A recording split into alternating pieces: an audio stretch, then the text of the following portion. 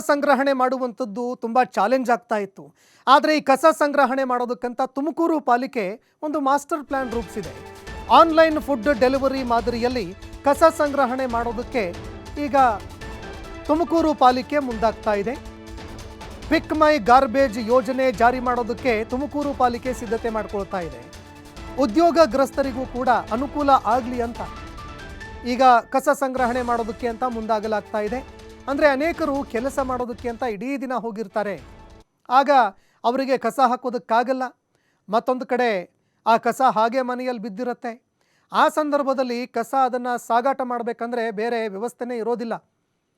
ಹೀಗಾಗಿ ಈ ಯೋಜನೆಯನ್ನು ಜಾರಿ ಮಾಡೋದಕ್ಕೆ ಮುಂದಾಗ್ತಾ ಇದೆ ತುಮಕೂರು ಮಹಾನಗರ ಪಾಲಿಕೆ. ಇದು ನಿರುದ್ಯೋಗಿಗಳಿಗೂ ಕೂಡ ಒಂದು ರೀತಿ ಉದ್ಯೋಗಕ್ಕೆ ಅಣಿಯಾಗತ್ತೆ, ಒಂದು ಅವಕಾಶ ಸಿಕ್ಕಂಗಾಗತ್ತೆ.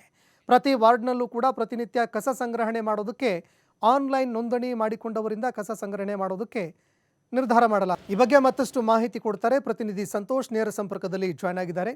ಸಂತೋಷ್, ಕಸ ಸಂಗ್ರಹಣೆ ಮಾಡುವಂಥದ್ದು ಒಂದು ಕಡೆ ತಲೆನೋವಾದರೆ ಅದನ್ನು ಸಾಗಾಟ ಮಾಡೋದು, ವಿಲೇವಾರಿ ಮಾಡೋದು ಮತ್ತೊಂದು ಕಡೆ ದೊಡ್ಡ ತಲೆನೋವು. ಈ ನಡುವೆ ಯಾರ್ಯಾರು ಉದ್ಯೋಗಸ್ಥರಿದ್ದಾರೆ, ಕೆಲಸಕ್ಕೆ ಹೋಗ್ತಾರೆ, ಅವರಿಗೆ ಕಸ ಹೊರಗಡೆ ಹಾಕುವಂಥದ್ದೇ ದೊಡ್ಡ ಸಮಸ್ಯೆ ಆಗಿರುತ್ತೆ. ಇದನ್ನು ಮನಗಂಡು ಈಗ ತುಮಕೂರು ಪಾಲಿಕೆ ಹೊಸ ಪ್ಲಾನ್ಗೆ ಮುಂದಾಗ್ತಾ ಇದೆ. ಯಾವ ರೀತಿ ಇರುತ್ತೆ ಇದು ಆನ್ಲೈನ್ ಕಸ ಸಂಗ್ರಹಣೆ, ಯಾವಾಗಿನಿಂದ ಜಾರಿಯಾಗುತ್ತೆ? ಈ ಬಗ್ಗೆ ಮತ್ತಷ್ಟು ಮಾಹಿತಿ ಕೊಡೋದಾದ್ರೆ. ಸಂತೋಷ್, ಬೆಂಗಳೂರಿಗೆ ಉಪನಗರಿಯಾಗಿ ಬೆಳೆದಿರ್ತಕ್ಕಂಥ ತುಮಕೂರಿನಲ್ಲಿ 35 ವಾರ್ಡ್ಗಳು ಇರ್ತಕ್ಕಂಥದ್ದು. ದಿನದಿಂದ ದಿನಕ್ಕೆ ಜನಸಂಖ್ಯೆ ಕೂಡ ಹೆಚ್ಚಾಗ್ತಾ ಇರ್ತಕ್ಕಂಥದ್ದು, ಜೊತೆಗೆ ಜನಸಂದಣಿಯ ವ್ಯವಹಾರಗಳು ಕೂಡ ಜಾಸ್ತಿ ಆಗ್ತಿರ್ತಕ್ಕಂಥದ್ದು. ಈ ಒಂದು ನಿಟ್ಟಿನಲ್ಲಿ ಏನು ಕಸ ಸಂಗ್ರಹಣೆ ಮಾಡುವಂತದ್ದು ತುಮಕೂರು ಮಹಾನಗರ ಪಾಲಿಕೆಗೆ ಒಂದು ರೀತಿಯ ದೊಡ್ಡ ಟಾಸ್ಕ್ ಕೂಡ ಆಗಿತ್ತು ಅಂತಾನೆ ಹೇಳ್ಬೋದು. ಇದರನ್ನ ತಪ್ಪಿಸ್ಬೇಕು ಅನ್ನೋ ಒಂದು ನಿಟ್ಟಿನಲ್ಲಿ ಆನ್ಲೈನ್ ಮುಖಾಂತರ ಕಸ ಸಂಗ್ರಹಣೆ ಗಾರ್ಬೇಜ್ ಅನ್ನೋ ಒಂದು ಆಪ್ ಮುಖಾಂತರ ಈಗ ಮಾಡ್ಬೇಕು ಅನ್ನೋ ನಿಟ್ಟಿನಲ್ಲಿ ಈಗಾಗಲೇ ಕೂಡ ತುಮಕೂರು ಮಹಾನಗರ ಪಾಲಿಕೆ ಮುಂದಾಗಿರ್ತಕ್ಕಂಥದ್ದು. ಅಂದ್ರೆ ಈ ಒಂದು ಗಾರ್ಬೇಜ್ ಆಪ್ ಮುಖಾಂತರ ಅಂದ್ರೆ ಆನ್ಲೈನ್ ನಲ್ಲಿ ಯಾರು ಒಂದು ದಿನದ ಮುಂಚಿತವಾಗಿ ರಿಜಿಸ್ಟರ್ ಮಾಡ್ಕೊಂಡು ಯಾವ ಸಮಯಕ್ಕೆ ಬೇಕಾದ್ರೂ ಕೂಡ ಕಸವನ್ನ ತಗೊಂಡೋಗುವಂತ ಒಂದು ಕೆಲಸವನ್ನು ಕೂಡ ಮಹಾನಗರ ಪಾಲಿಕೆ ಮಾಡಕ್ ಕೂಡ ಮುಂದಾಗಿರ್ತಕ್ಕಂಥದ್ದು.